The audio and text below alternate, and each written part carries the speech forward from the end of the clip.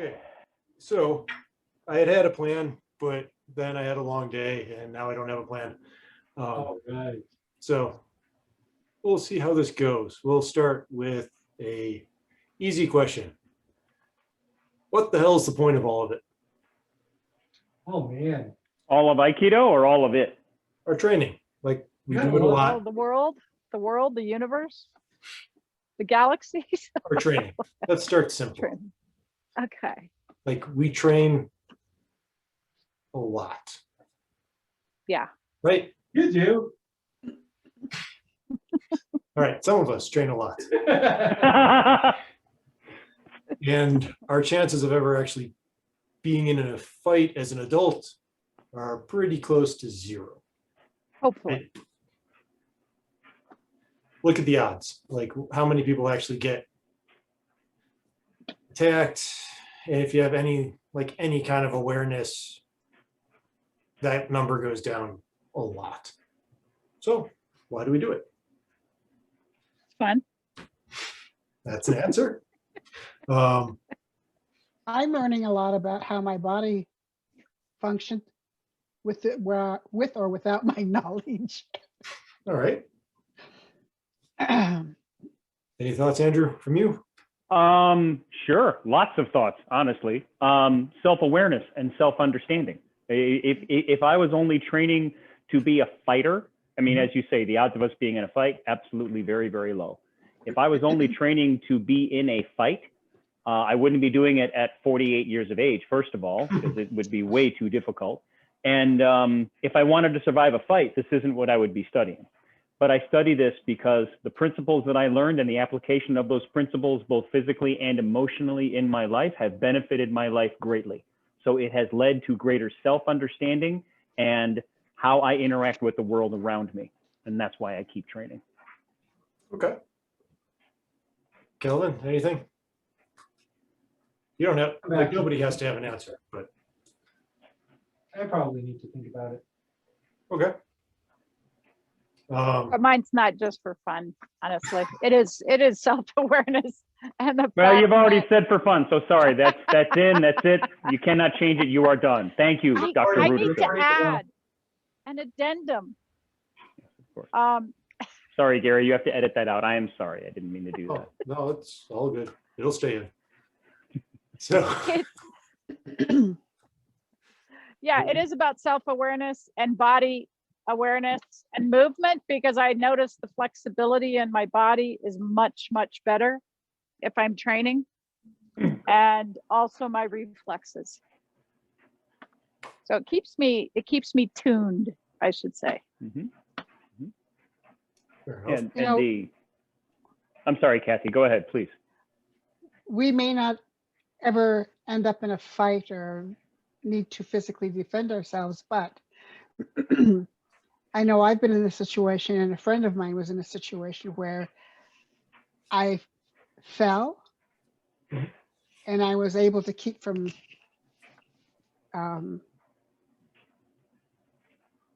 not just dislocating, but from crushing my elbow, because I was able to turn my body, and I landed on my opposite hip. And that was from training.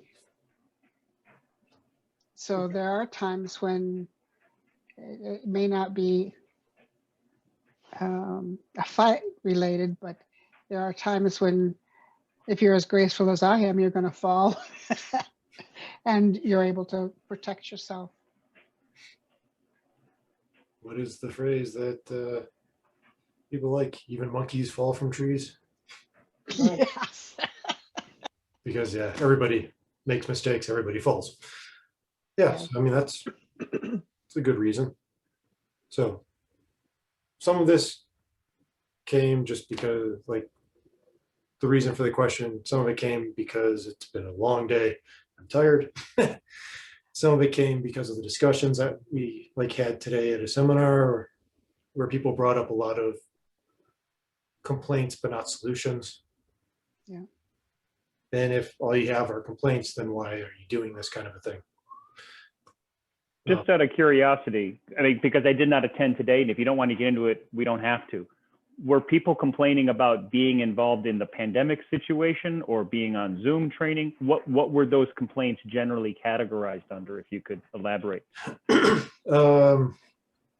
Difference in leadership styles that work or don't work for them, and their instructor and what leadership style they have. It's also sounded like tradition and culture and what that played into. You could probably answer that better than I could, Kathy, because I wasn't in that one. That one was, it started with folding of hakama, Mm. you know.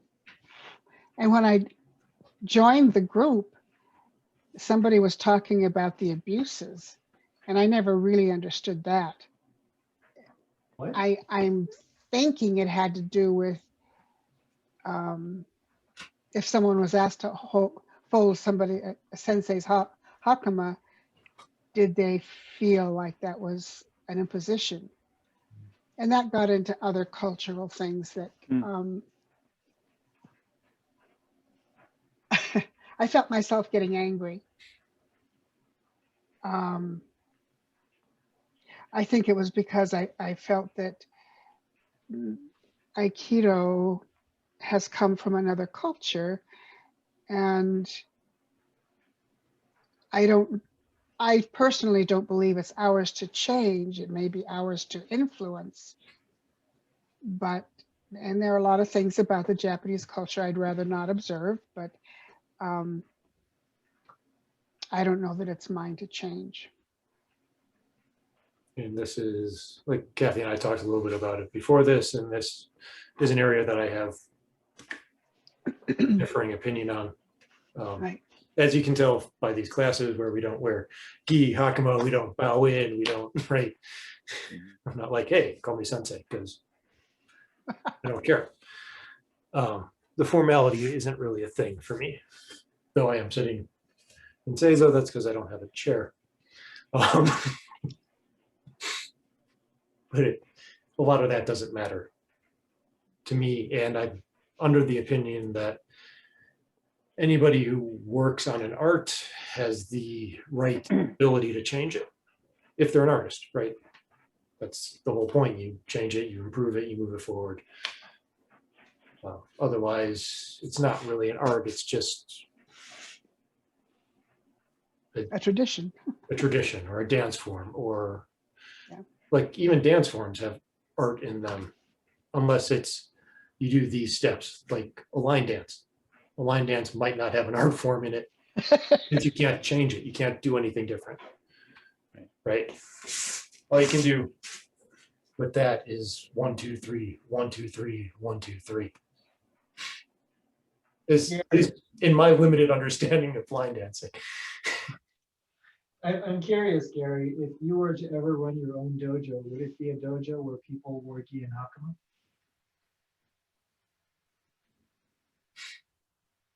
It depends on if I call it Aikido, probably. And if you did call it Aikido, you would? If I called it Aikido, I probably would, because they would need to be familiar enough with it that when they go elsewhere, they have it, because a lot of other schools, well, pretty much every other school does that. Sure, sure. And that would be a compromise I would do, right? But you would view it as a compliment. I would view it as a compromise, yeah. Because that, like, that garment doesn't, if I'm practicing for a fight situation, that garment makes no sense because you never wear it. Sure. If I'm practicing to keep traditions alive, it makes sense, but I don't practice to keep traditions alive. If I'm practicing to develop an art, it doesn't gain me anything. Uh-huh. So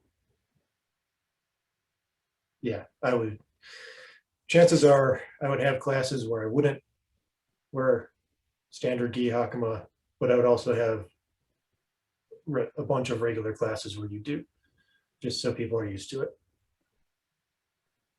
Same reason I bring a gi and hakama when I go travel, instead of just trying to walk onto a mat. in plain clothes, right? Right, right. For what it's worth, Gary, I can picture you doing a mixture, almost 50-50 of classes traditionally and classes completely as we are now. I mean, Sensei I- did. I mean, not Say what? 50, not 50-50, but Sensei did.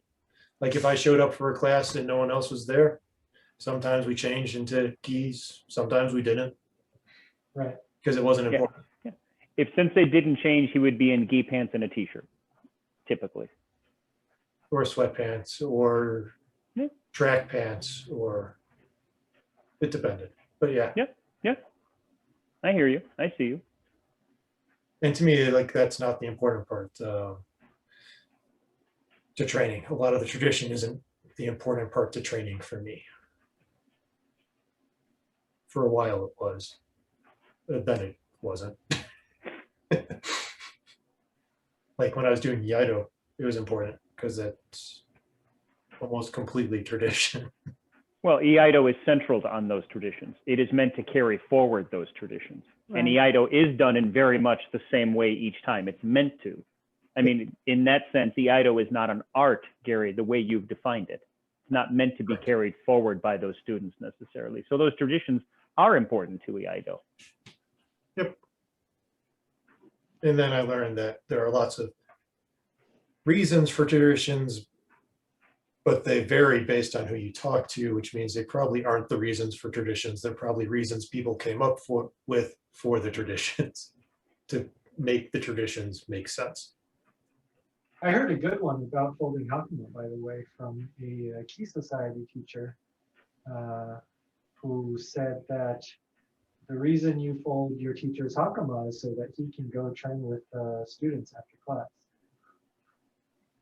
Well, if we saw teachers go train with students after class, that would, That'd make a sense, but otherwise, And he said, so he basically said, like, he said something to the effect of like, why fold your teacher's hakama if they're not going to go use that to go help other people, to go train with their students and so on.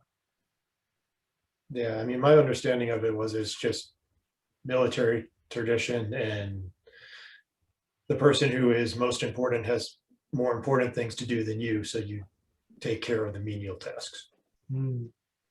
That's how it was explained to me too. Just a sign of respect. Obviously, my definition is a little more biased than Andrew's, but Just a sign of respect. That's how it was explained to me.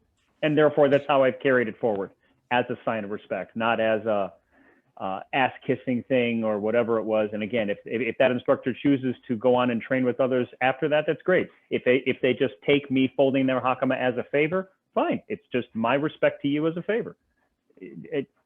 That's all. I mean, I wasn't judging any instructor for doing this or not doing this as I'm folding their hakama. I mean, every place and every school has its own traditions.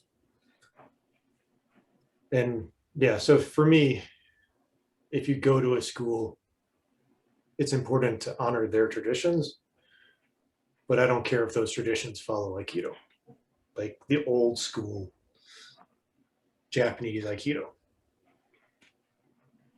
What you just said, though, is very telling, though, Gary. I mean, you carry forward the traditions of each place you go to. That is doing something that, well, it's respect. You're respecting what each one of those places does, whether they are very high on the etiquette traditional scale or virtually none. You are respecting the place you're in. That is Aikido to me. Yeah, it's respect. No reason to be an ass, even though I normally am. Well, yes, and no, every place is going to be different. I think all of us have traveled around enough. We've been through a variety of places, for the super informal, I mean, look at us here, to the very formal. You know, this is just what it is. We see a huge spectrum of all of this. And Kathy, to your point, I can understand that the traditions do have value because they have value to those places and to those people. They hold them very, very dear. Gary Shosensei didn't like them at all many times. They But he wait did, time. Well, yes, but Cho-sensei was very clear. You behave appropriately to whatever place you're visiting. Yep. He never encouraged us to be disrespectful to a place because they are more formal or less formal. That was central to him, I think. I think also for me, it helped me have some insight and maybe a better more of an understanding of the Japanese culture of that time. And I appreciated understanding that. Yeah, And the 2 years I was there, I think it helped me when I got back to the States and started studying Aikido. I perhaps I have gained a better understanding before I even started Aikido, understanding the traditions and why those things were important to people. We're having a powwow because I mean, Hi. we'll Gary, get you have a into question. it later, but Hi, sorry I was late. I'm baking and I need to do a bake drop off. I'm just waiting for the A-OK, but I wanted to just say hi. So.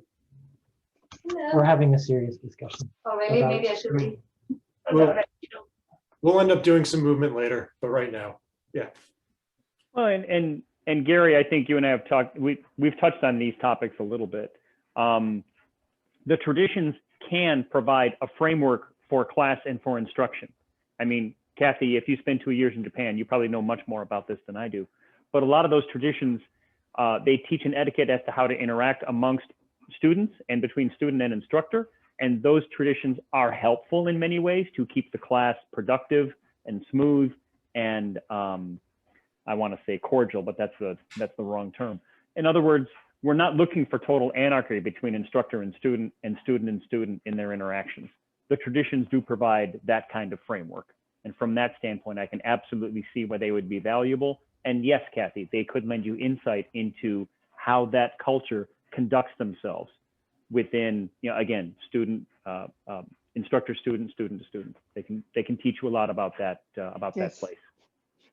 for us, and it could have just be because of how it was taught, it also led to massive misunderstandings of what was happening in culture, to the point where people would get offended if, so you're training, you have two partners, right? Training, sensei comes over to explain something and they both go to opposite sides of the room because the dojo wasn't that big. And you would turn towards one and start explaining like what he wanted corrected or what was right or something else to think about or whatever. And the person who his back was to took offense and thought they did something wrong. And sensei was mad at them because his back was to him when he was explaining, because we don't understand this whole unspoken culture. And so now we're reading into every single thing everybody does, whether or not they mean to do it. Because he wasn't trying to be like, haha, I won't show you. Here's the secret. Well, and that speaks to two different things. Two different things. The person who feels offended should feel they have a right to ask that instructor after class, am I interpreting this correct? Is this a point of etiquette that I should be aware of? Or am I absorbing the meaning of this interaction correctly? You know, and the instructor should be very clear. I don't do this to exclude people. Not that any one of them would do that during class, but if the instructor is going to teach etiquette to their students, if I turn my back on you because I'm instructing someone else, that's not a slight on you. That's because my attention is over here. I have to give this person my attention. The etiquette would just have to be very clear from the instructor, and the student should feel empowered to ask the instructor, am I interpreting this correct outside of class? Yes. So for the second part to occur, the first part has to be there.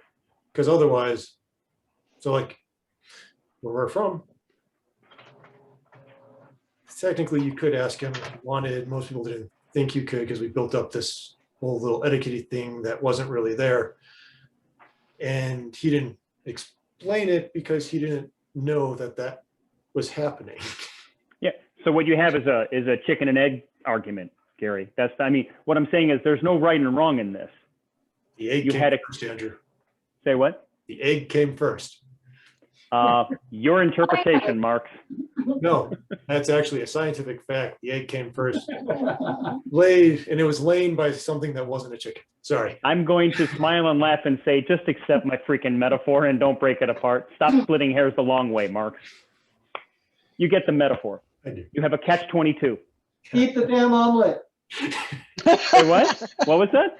Eat the damn omelet. Yeah, eat the omelet. Exactly. But my point is, it's a catch-22. What came first? Okay, and both of those things, Gary, fed on each other. Yes, and that is a trap of etiquette. That whole catch-22 feedback loop, that is absolutely a catch of etiquette. And every person that I knew of who grew up in a strong etiquette household, Japanese, European, anything, Russian, they all say, yes, that is absolutely a trap that any household or any group can fall into as a result of etiquette. Well, it's a problem when you're trying to overlay one culture on top of another. That's fundamentally the issue. Good point. Very Right. good point, Calvin. That you're not actually Japanese, so you're pretending to be Japanese, and you're gonna just get stuff wrong. And the most common thing about it is that you oftentimes read into things that don't exist, that or you deify or honor something that is just very everyday and practical and simple for a Japanese person.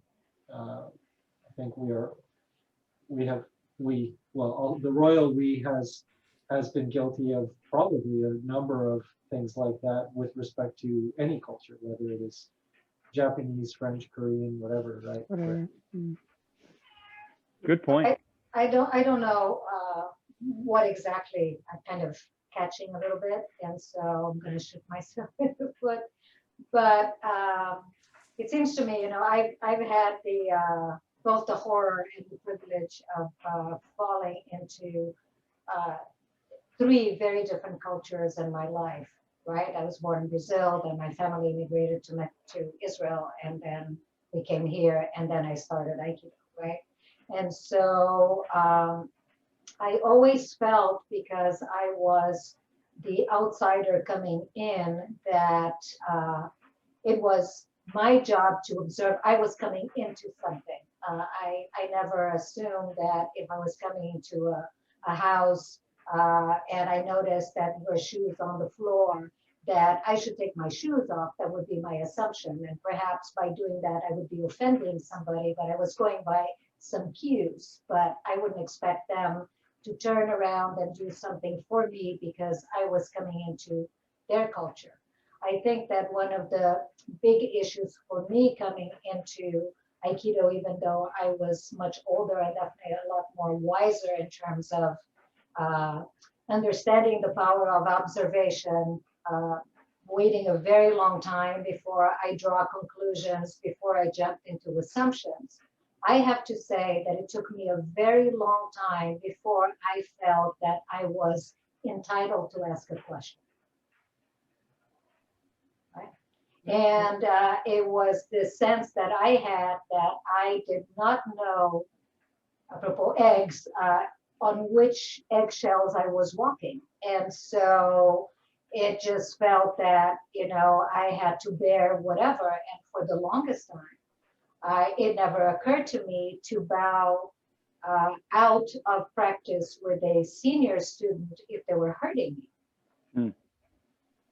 Right? And so I lived through that. And there was nobody else around that was explaining, because somehow I think that the understanding was, you're going to get it at some point. You're going to get by observing, but it's a sticky situation. And particularly if you're talking about somebody who comes in with issues already, either a sense of not belonging or being less than, or never having been heard before, or not being important enough, all of those things that we do coming in, then it's really hard to expect from this person entering the environment to know what the right thing to do. It's a very interesting point, Ruth, because that actually happened to me in Paris. I think it was one of TCA Sensei's seminars. And I was a white belt, you know, 5th Q or whatever. And a black belt was hurting me. And I said, you know what? I don't care about tradition, whatever. This is my body. I am protecting it. And I bowed out, and the guy got really upset. And I go, nope, I'm not training with you. And he was all like furious. I just said, I don't care. You're not doing that to me. I'm not allowing that. And so I bowed off the mat, and then I got back on and trained with somebody else. He tried to come over again and train with me, and I said, no. And he was shocked. He was shocked that I would do that. And I was like, no, sorry, this is my body. You're not going to damage it. I'm sorry. I don't care about tradition or whatever. And I know some people will follow tradition and be like that, but that's one line that's crossing the line for me. I decide the limits of what I will do or not do. And I've always followed that. And I've taught my son that too, that no matter what in the world, whoever it is, whatever authority they have, you still are the owner of your own body. And you cannot let that happen. So that's where I draw a line, but I will follow traditions to a certain extent. You know, like Gary said, kind of, do they make sense? Do they absolutely not make sense? No, I'm not going to do them.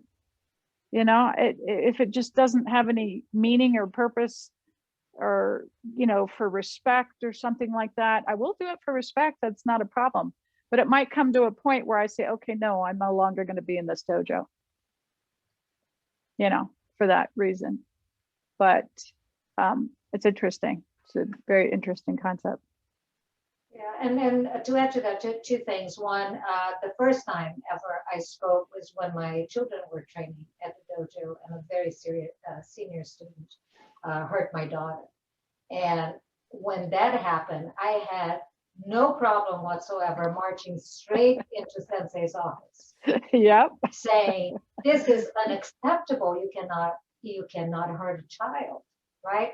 Yeah. But I don't think that I would have had the bravery to do what you did, because it always felt to me that, you know, perhaps there's, you know, it could be a matter of how I was brought up or whatever, but I don't think I could do that. But I think the second part, which I think it's interesting.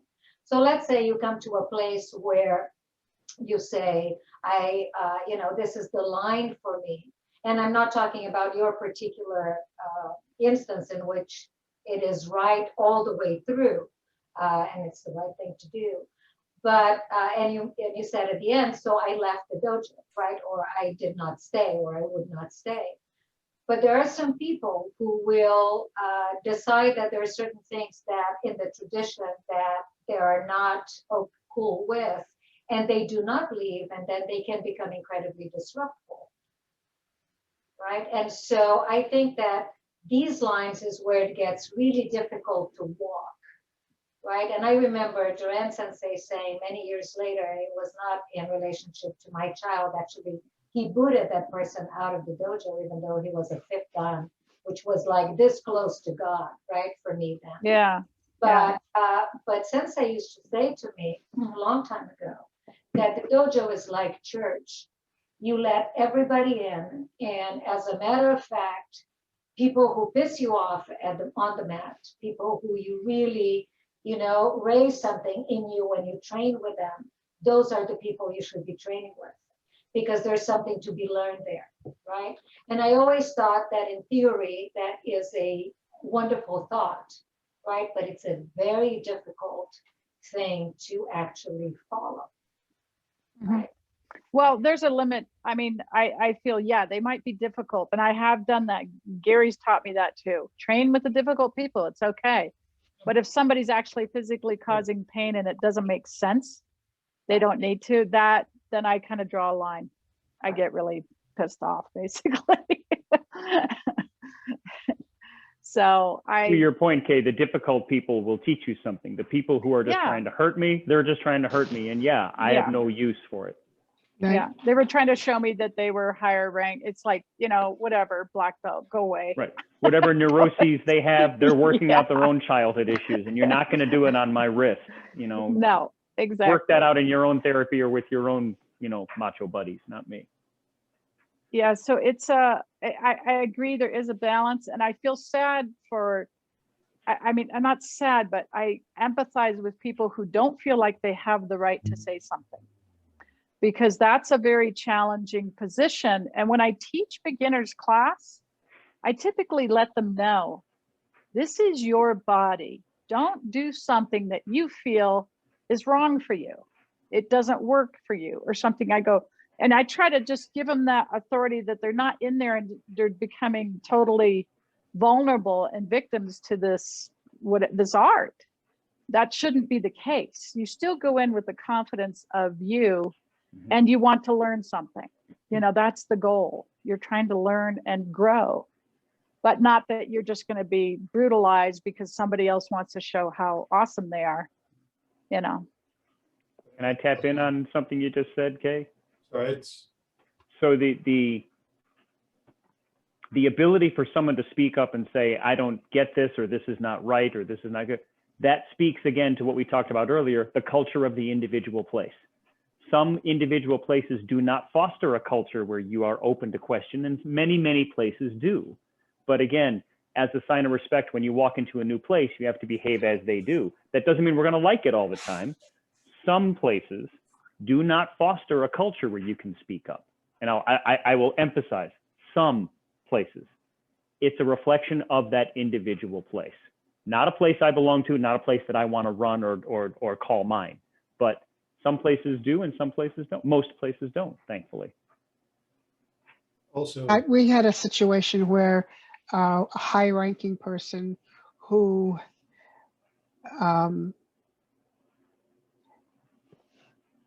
most of his promotions were with Doshu, and he hurt a woman in our club, and I went right away to Sensei and I said, this is not good. I eventually got him out of the dojo. He was not, I don't know of any group that condones hurting somebody else that they're practicing with. I'm not aware of any of those. I've been to 4 different dojos, and in all those cases, Dojo Cho and the high-ranking people all felt a sense of responsibility for the rest of the members and expected other members within the dojo, if there was something that was bothering them, it was their responsibility to say something. Or at least they had the opportunity to say something. So I don't, well, that's been my experience, that the Dojo Cho, the upper ranks, all felt a responsibility to the rest of the dojo members. and that's good. I mean, if you leave the responsibility up to the actual person, like, this is my body, I will say, I won't do something that is uncomfortable or I think is dangerous. Right. They also won't push themselves. Most people. So there's this weird line, right? So like the conditioning classes that we used to do, the jumping over a bunch of people and over milk crates and all that. If it had been up to me, I probably wouldn't have done them. I'm like, oh, I'm just gonna fall on that last person. I'll never try this. So where's the line? Well, the thing is that there is no line, right? Or that the line is constantly moving. I think that, when I started teaching classes, and many days I would come to the dojo and there would be somebody brand new coming in. And one of the first things that I would say is that you know, you're supposed to be training with people, and some of those things are going to be new and perhaps uncomfortable. However, if you feel any discomfort, you can tell your partner to do a little bit less or to do it a little bit differently. If after that time it hasn't changed, then my suggestion is bow out of that partner. If you feel uncomfortable telling them that you don't want to train with them, just say you need to get a drink of water or something like that. You get off the mat, and then you come to another place and you train with somebody else. So at least giving them something concrete that they can do that perhaps doesn't cause a situation in which they feel like they are going to engage in conflict. Now, for the things you were talking about, Gary, of course, there are a lot of things that we're not comfortable doing, or we're afraid of doing, or we haven't done for a very long time, or we're coming back from injury.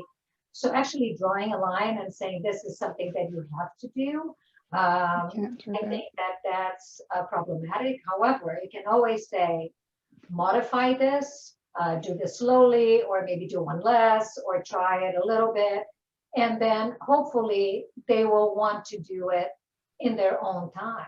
You know what I mean? And I think you also, shouldn't you be able to know? I mean, of course, if it happens one time and you don't know, so there is a reasonable doubt here of what's happening.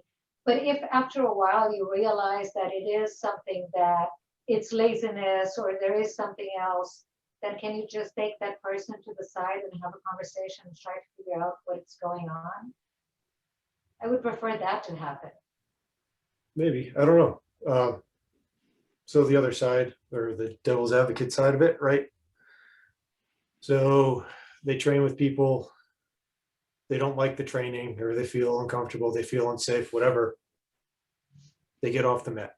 And then they just avoid that person, which is easy to do without a teacher really paying a lot of notice to, if somebody is intelligent. But then they will never, most people, when left to their own devices, will never go back into that uncomfortable situation to get better.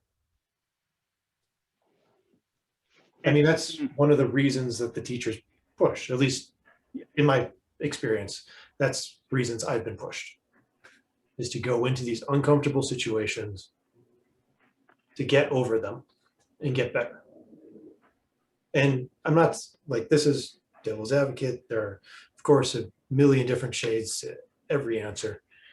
But it is the other side. If you let people decide for themselves, most people are, it's unlikely that they will push themselves very far. Because it's uncomfortable. Sorry. No, you're fine. You're fine. Your concern, Gary, and your devil's advocate position is a valid one. You're right. I'm just going to go back like one step. To your point, Ruth, there is no line. That line always changes with each individual. The level at which someone is comfortable pushing themselves is not a level someone else is comfortable pushing themselves, whether that be emotional issues, physical limitations, whatever. We all have that line that we love to push up against, and sometimes we like to push it a little further. Some people's line is in a different spot. You're right, Gary. Good instructors will encourage you and give you the right environment that you can get to your line, and then you can push that line on your own. Good instructors put me in that place, and they challenge me in the right way. The challenge I have and the difficulty, both as a student and especially as an instructor, as you said, Gary, is I need to see where these different people's lines are, and how do I set up that environment by which they can approach their own line and hopefully go past it. You're right, Gary. When someone hurts someone else and they don't want to train with them anymore, and they don't want to push themselves anymore, they don't want to challenge themselves anymore, their line has now shifted. Their line is now shifted back. And I, as an instructor, I have to recognize their line isn't here anymore. Their line is now here. I have to get them back to this place. They have regressed. How do I set up that environment? This is not easy stuff. This is not for the timid. You're right. And the fact that lines can shift, again, physical limitations notwithstanding, I totally have all respect for anyone who's working through a physical challenge. But it's the non-visible line shifting that is very, very tricky. But what I will add on is I think it is extremely valuable for every student to approach their line and to push it on their own.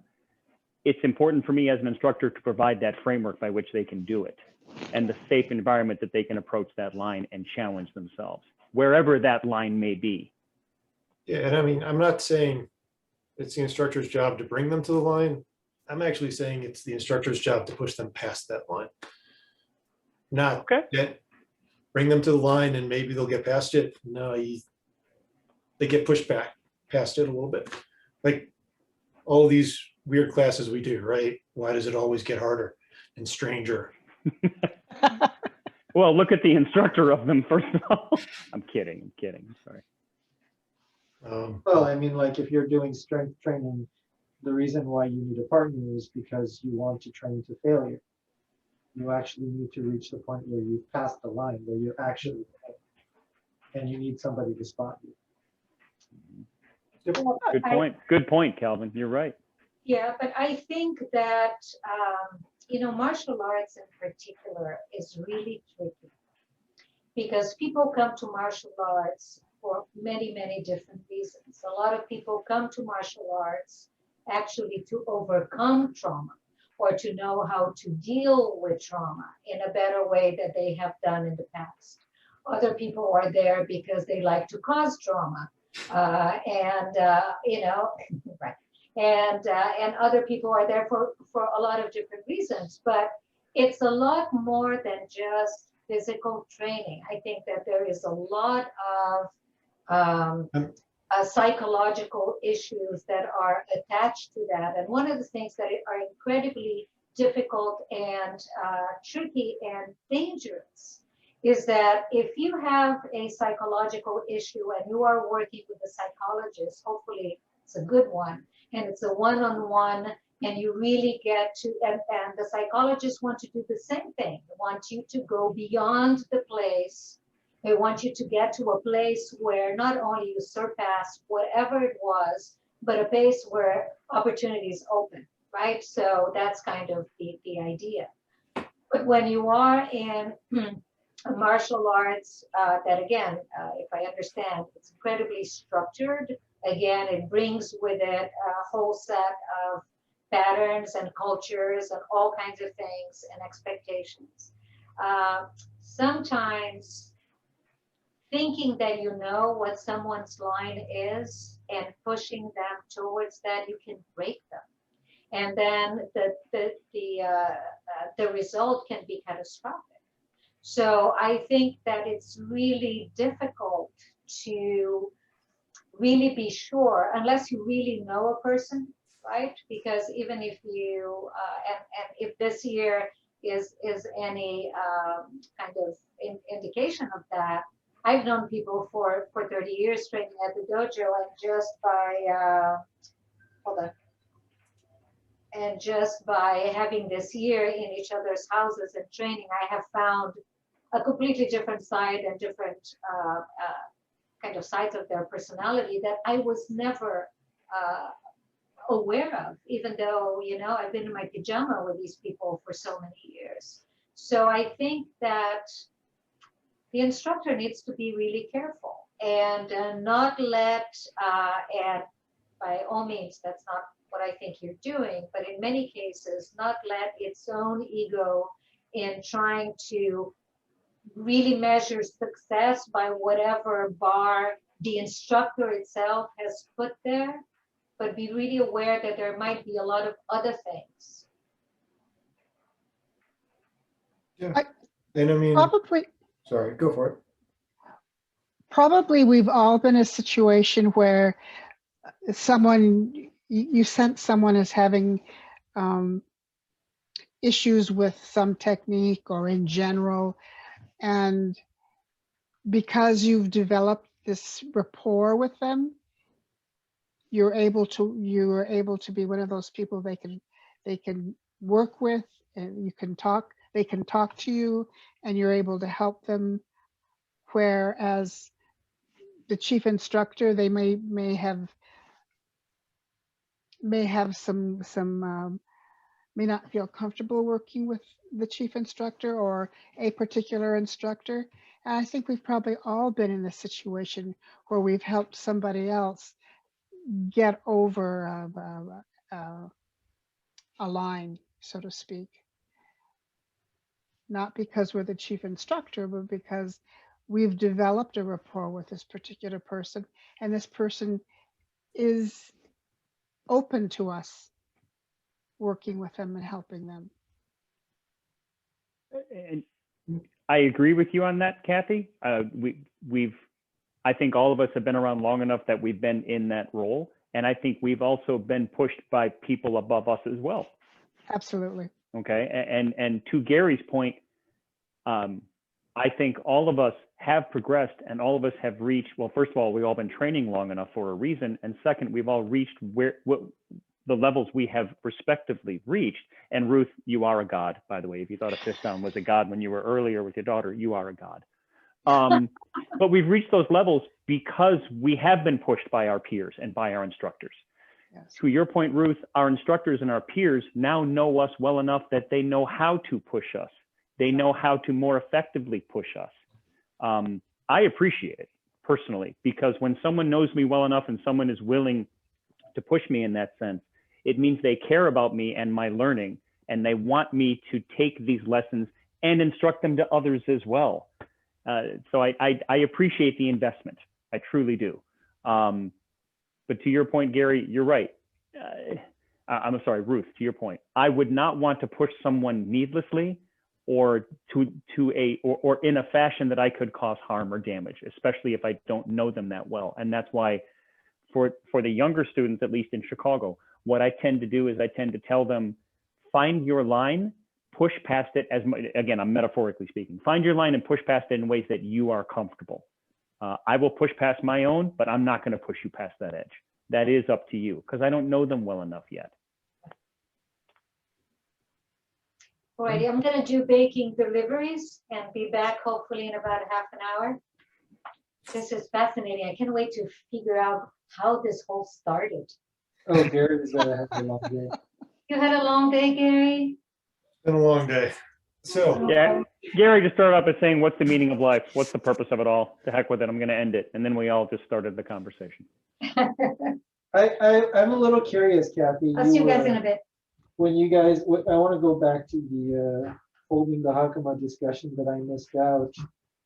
I wonder if the thing that upset you was not so much whether people were expressing their I don't think it has to do with an expression of saying that, you know, the etiquette or the structure in Aikido crosses my line so much as maybe, are you feeling that, and I've noticed this, that there is a broad attempt to redefine the lines that suit this particular person for everybody.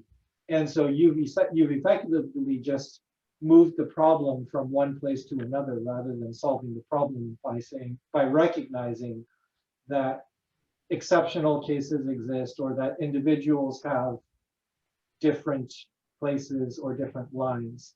Like, is the frustration with not recognizing the value in structure or etiquette, or is the frustration in trying to remove it for everyone? Or maybe something in between. I'm just kind of thinking aloud here.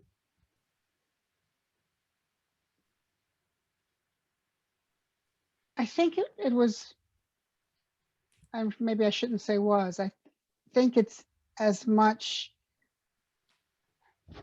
not appreciating what is there. Right. I get tired of people saying it's wrong or it's right. Right. I don't think everything is either wrong or right. Sometimes it just is. And people need to be willing to accept that. Maybe in some cases it's because it's not something they can change. Or maybe it's something they want to have an influence with, which is fine. But it's like an unwillingness to see, okay, this is what it is. Now what? Mhm. Does that make any sense? I think so. It sounds, Kathy, if I'm interpreting you, the automatic interpretation and judgment of right versus wrong ignored the idea that there is a gray area as to how individual dojos conduct themselves. One dojo does it this way, therefore it's wrong. We do it this way, therefore it's right. Not recognizing, as we talked about earlier, there's a basic respect that should come with how each individual place conducts themselves. Deeming one right and one wrong means that that respect is not there. Is that part of what gets you upset? That's part of it, but I think in the discussion that we were having, it was more a comparison of cultures, Okay, Japanese and to an American. I see. I'm sure there are things about our culture that Japanese don't agree with, and there are things about Japanese culture we don't agree with. But they got there for some reason, and the culture survives and thrives. So who the hell am I to say it should be something else?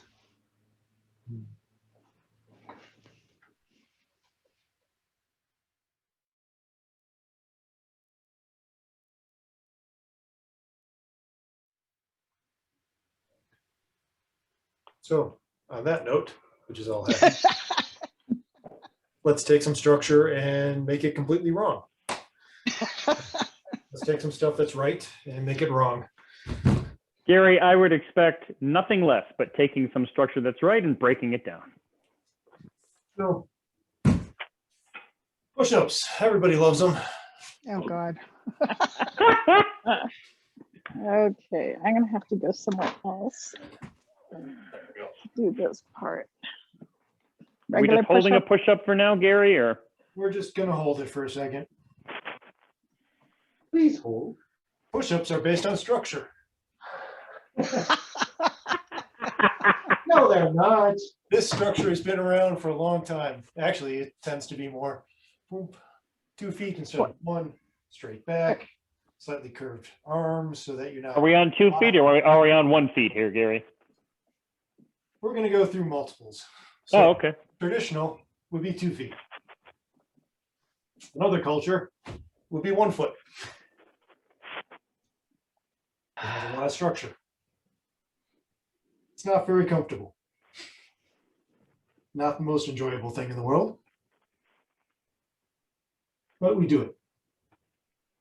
We do it because people before us did it. And is that good? I don't know. Is it bad? I don't know. It is just what we do. Until an idiot like me comes along. So, grab one of your glorious objects, any random object that is a little unstable.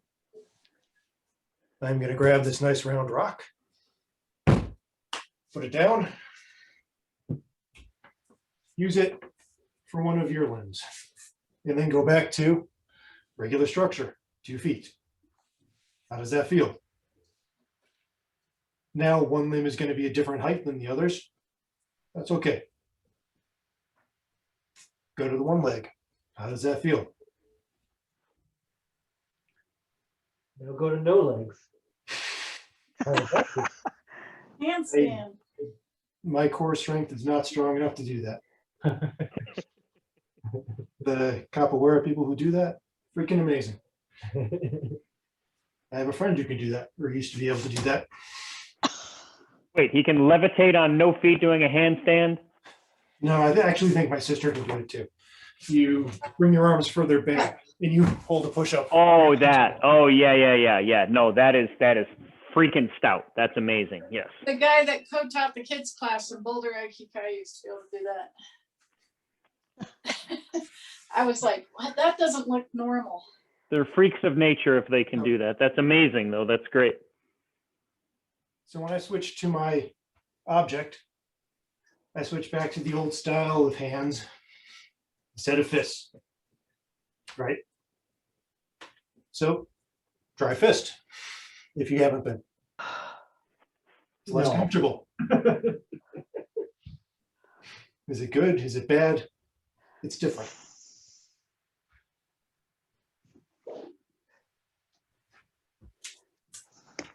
So now, It's screw you, Gary, screw you, Gary. so now, grab another object. I've got these nice bookends. They rock. That seems fairly unstable. Seems fairly stupid to do. So let's do it. So again, start with regular, right? 2 feet. Give it a shot. See if you can move your hands a little bit. Because assuming that these are under your hands, if they're under your feet, move your feet. Switch to one leg Oh, and do the same. My cat keeps walking underneath me. Don't fall on your cat. That's good incentive.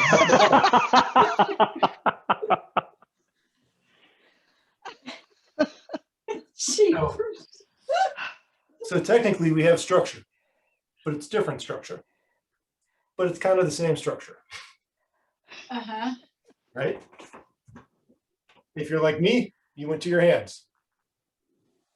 So now go to your fists on your unstable objects. Ooh. Oh, there it is. oh. Move your hands a little bit. Don't break your wrists. Don't fall. So now it should be quite uncomfortable. You got that right. But you're still able to maintain the structure. Right? Stop. So far. Almost. So here we have structure. You go into structure, it doesn't fit you, right?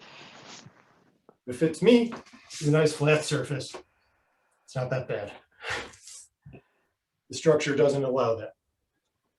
Or the environment doesn't allow that, because you now have these weird things. We're going to take a third object. For this, can of beans.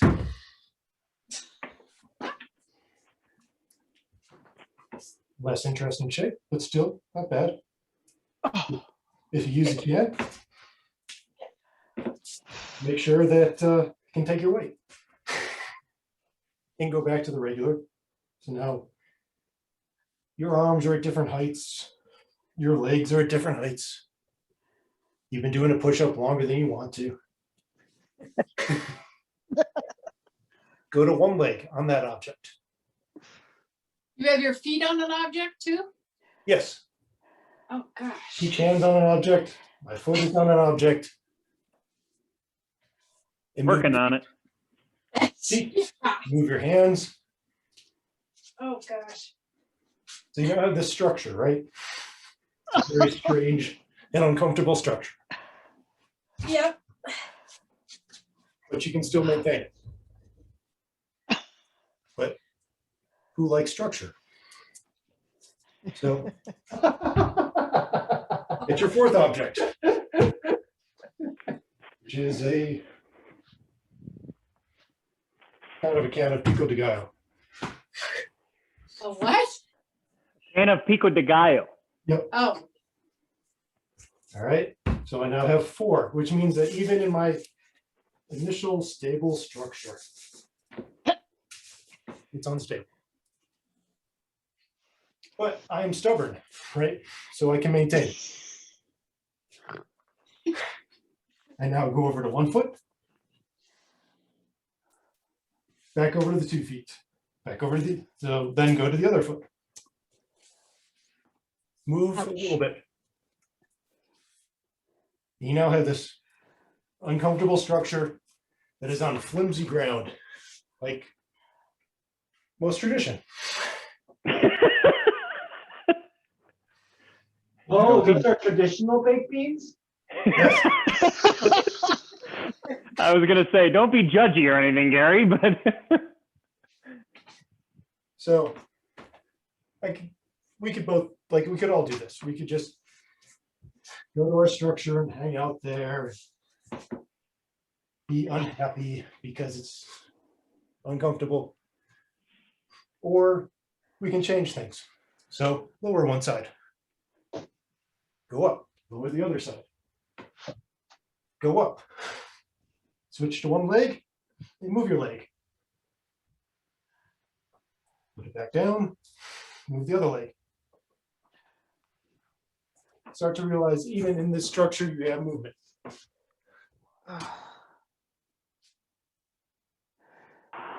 And of course, when you need a break, take a break. I'm broken.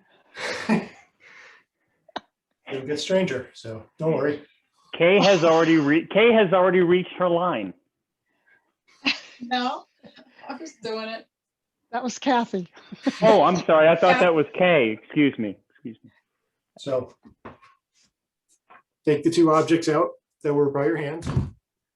So now you just have the objects for the feet. Oh,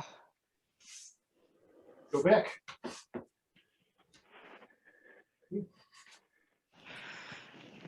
Now we have our unstable objects under our feet. Pick up a hand.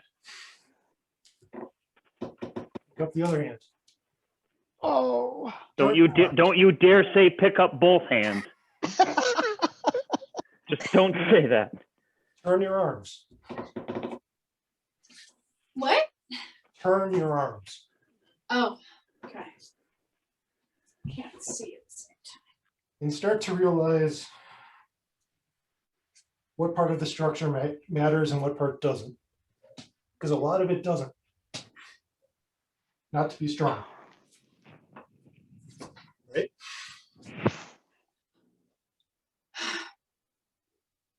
Oh. Yeah. All right, so take a breath. Because we're going to do this again.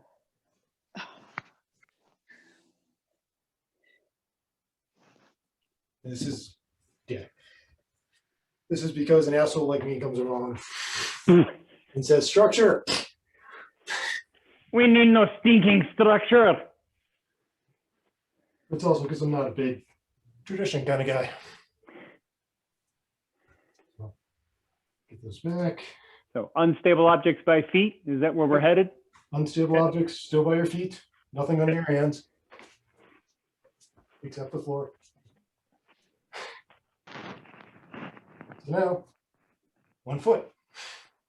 Move the foot around. Move it forward. Back Oh, to the sides. my leg cramped. Stretch out your leg. Shake it out.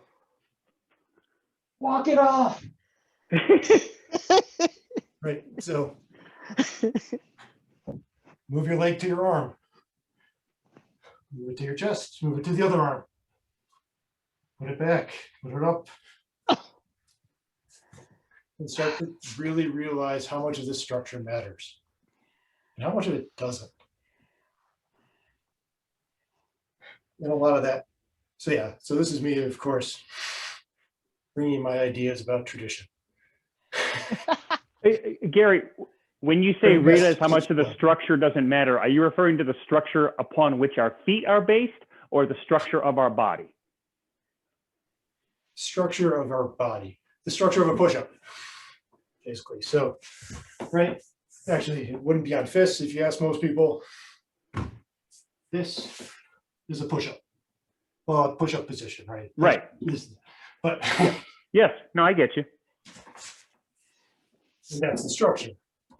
Okay. No, I didn't know if you meant the structure upon which we're based, meaning the foundation upon which our hands are sitting, which also has an influence on the stress on our body. He's not talking about your house, Andy. I agree. I'm just trying to clarify. That's all. Just kidding.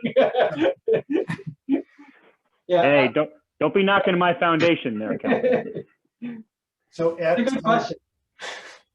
at some point, a push-up had meaning. As we're going along, what that meaning is, so I'm back to my hand ones. I'm going to do them in a slightly more stable position so that I can be partially off them with my hands. Right, and I start to learn what is actually interesting or important about the structure of the push-up. I can go back to an unstable one. Since I have lots of objects, I can put an unstable one on a stable one and see, does that actually change anything for me? Mm-hmm. How do I get freedom? So you can turn to the side, right? Turn to the other side. Even though it's on an unstable surface. It's maybe where I brain myself. We'll see. Oh, Sorry. Not good. But Thank God cans of tomato sauce can hold me up. yeah, As long as they're traditional tomato sauce. Yes. Japanese cans of None of this new age stuff. so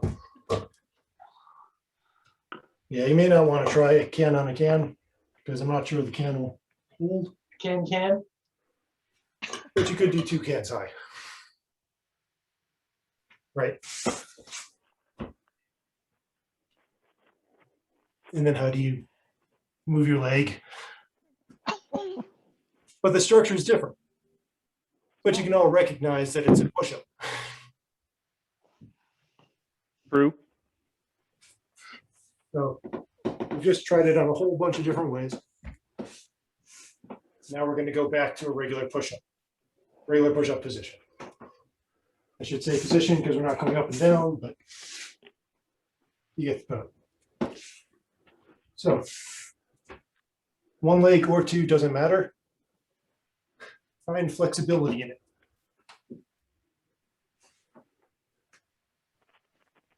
Oh. Okay. Start moving your arm around. Like you can walk yourself in half.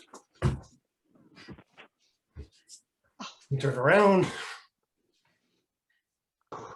There's a lot of freedom while holding something that looks kind of like a push-up.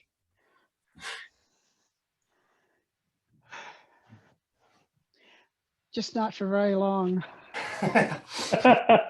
Yeah. I mean, you can do, so if planks are easier, you can do the same thing with a plank. Right? Whereas the leg coming up is going to be a little harder because there's not as much clearance. But off to the side, behind you, all that should be fine.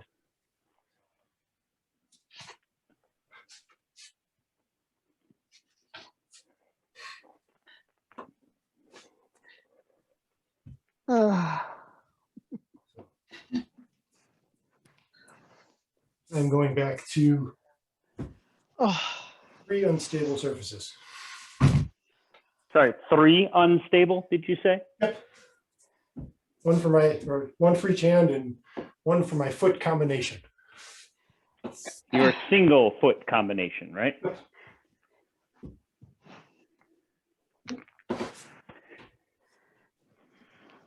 Now this actually, from the moving, this should feel more stable. And if you try and move, it's not that bad. But you have to realize that your structure is different than it was. Right? We're learning what part of the push-up actually matters. Oh, I realize you fundamentally changed the push-up by the structure. Yeah. Different portions of my body are stressed to different areas get that workout. It does not feel like the same push-up. It is still a push-up, but it doesn't feel like the same each time. Yes. And the structure in your own body should be changing too. Has to. Right. With all this that's Yeah. going on, yeah, has to. So you should now start to actually better understand So,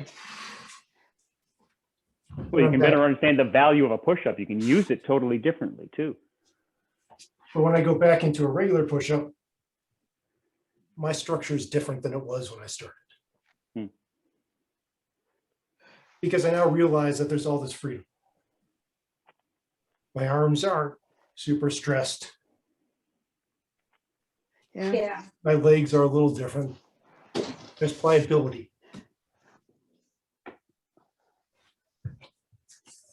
Because we've taken what's actually essential to the push-up and started to focus on it. And what's essential can't be defined by this flat surface. Can't be defined by the structure that we know. Because we don't know the structure. If you have other projects. Or So- because the structure is malleable because of the conditions we're under as well. Right, and it has to be like everything. Everything has to be malleable because you never have perfect ideal. No, we never have. Never have, never will. So if you have a kind of stable surface, like I have the barbells, right? You can use, like the can upright is fairly stable, so you can use that. And what you want to do is put one in front of you, like ahead of you, and one to the side. Then hold your push-up. So the hand positions don't matter, right? Right. If you like changing, change. Because this isn't so much about exercising the muscle as it is about understanding how it all works. What do you need and what don't you need? You can do And what that by, I was going to say, and what has to change because of the changing conditions? correct. It's maybe more about what needs to stay the same because of the changing conditions. Well, yeah, yes, you are correct. And another way to do this is to burn muscles out and see, and then after they've burned out, try and do it again and see what you actually need. But this is, to me, more interesting. Having done the burning out muscles, this is more interesting to me. So if you did it on one side, do it on the other side, and start to move. Make sure you still have flexibility, even though this is a strange position.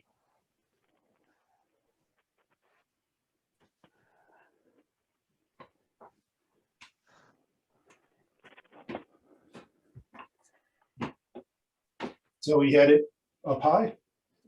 Now you still have one off to the side, but make the other one down low. I need to change my hand. Like position, it was facing up, it's going to face back, which is something I've learned that the turn of the hand isn't super important to the structure. As in, if I need to maintain it this way, I can, but I can also maintain it the other way. You can try that with the other hand too. Turn it inward, turn it outward. What in all of this is the same for you? And of course, then switch sides, one off to the side, one a little behind, and work.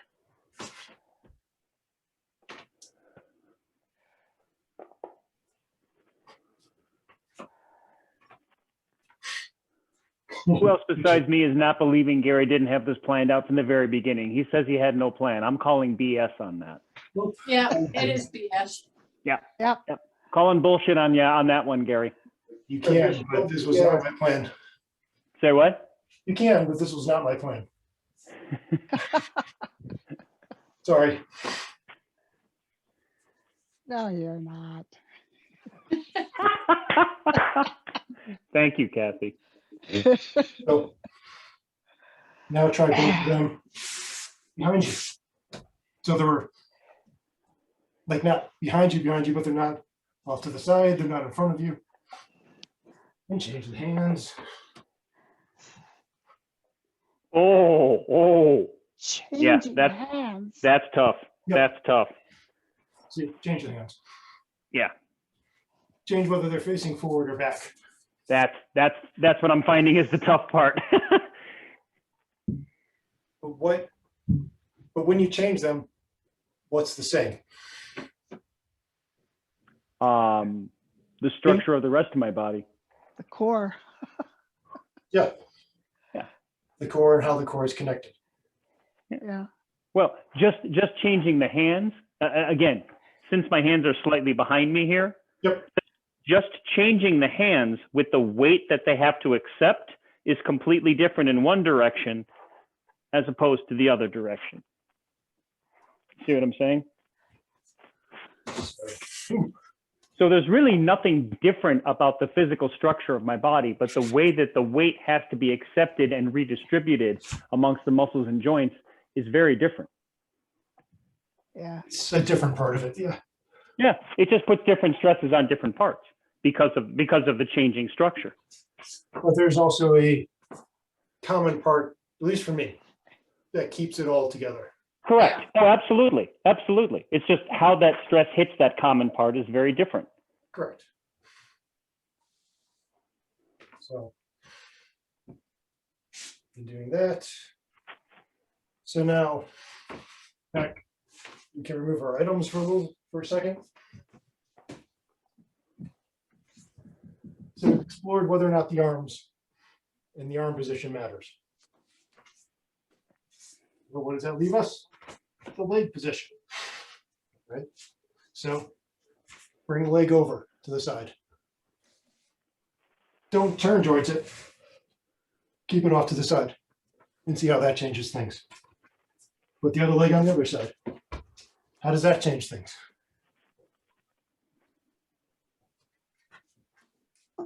Bring the leg up. How does that change things? Bring the other leg up on the other side.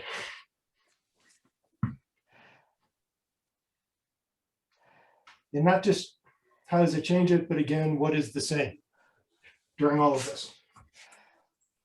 Up the middle. Back. Up the middle for the other leg. Back.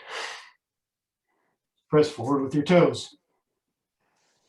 Go back further on your feet.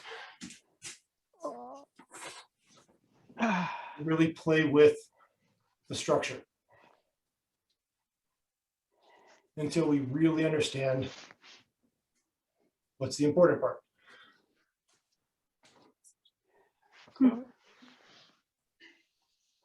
It's interesting. So I know this one we've kind of done before. I have an unstable surface and a stable surface that can kind of balance them, right? Oh, Remember, this was one of the early classes. Yeah. And this is still the same structure. Yeah.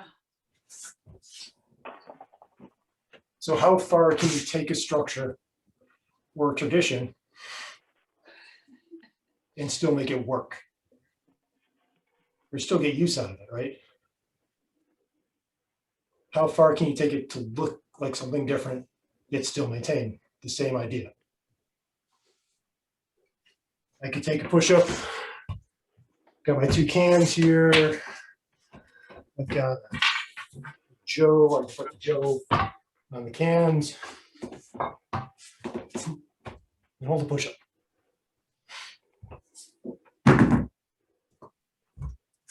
That sticks into the phone, but that's okay. I can put the cans off to the side, so my arms are going that way, in an unstable way, and hold the push-up. No problem. I can take my arms and not use my fists. No problem.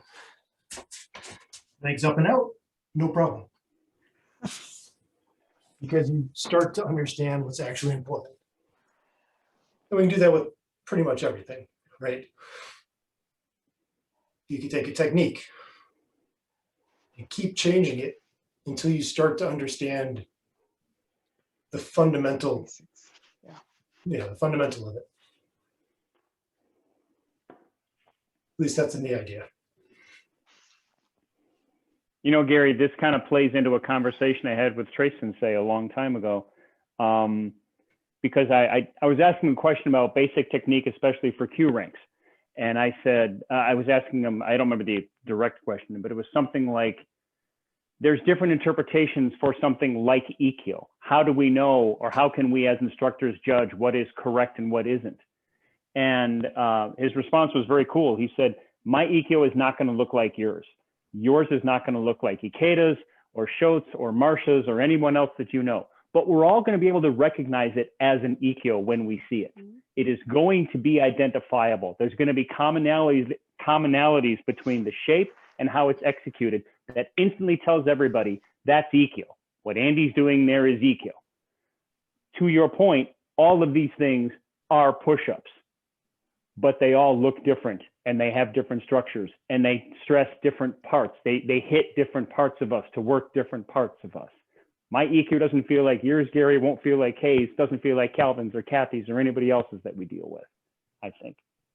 Yeah, and I would say this applies to tradition also.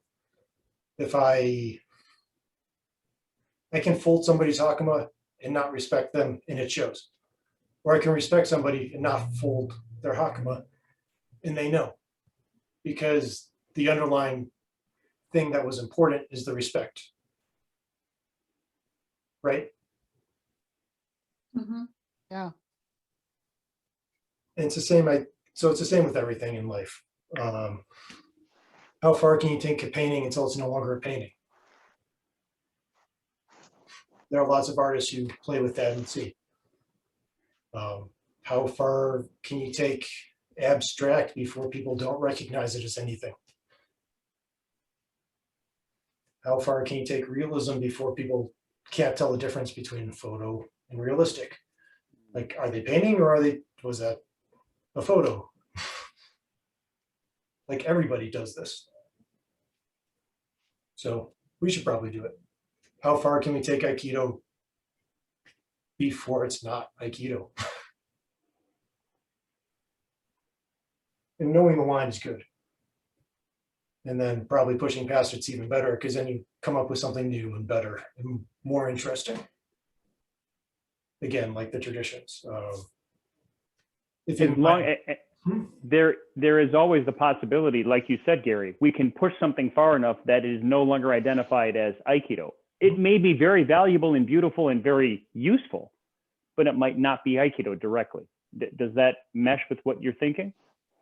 yeah, I mean, that's an okay outcome, in my opinion, as long as it still has what you're trying to gain out of it. Yeah, as long as it has the utility that you want it to have. If it is useful to something, that's great. It may not be Aikido, but it's very useful, and I can get behind that. Similar to how there are lots of different ways to show somebody respect that aren't necessarily the traditional line, but the person knows that you're showing them respect. Mhm. In Japan, there was some guy who asked to train, and I trained with him, and it was a lot of fun. He wore white belts, and he goes around at seminars, like this is one of the things he does, and he sees how many black belts will turn away from him and won't train with him. Wow. Just to see, for him, it's a measure of a person. For me, I saw somebody who wanted to train, and I'm glad I did, because he was a lot of fun to train with. He was really good. He was amazing. But if it had been any other white belt, I also would have trained, because you show them respect. Somebody asked. But not every black belt would have trained with him. True. But I mean, this is so I didn't do any of the traditional respect things. but he understood that I respected him.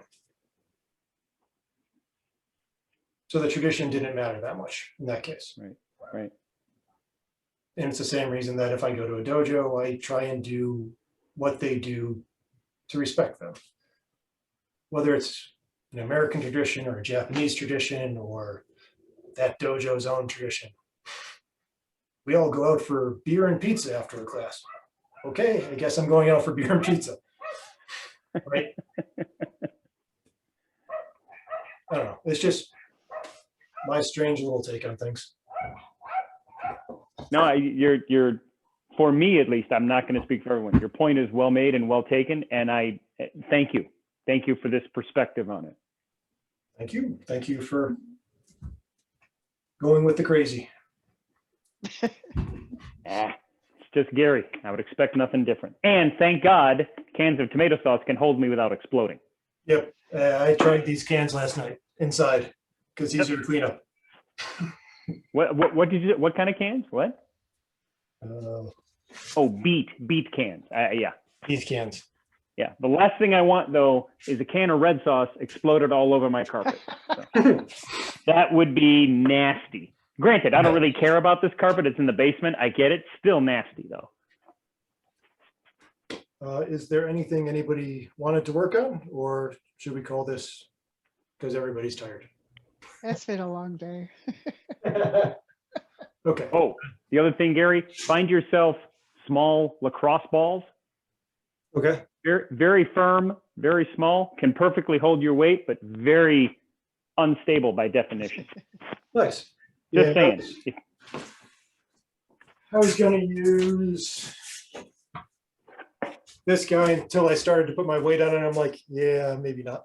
That might pop pretty quickly. Yeah, that might Yeah. pop. Yep. All right. I'm going to stop the recording.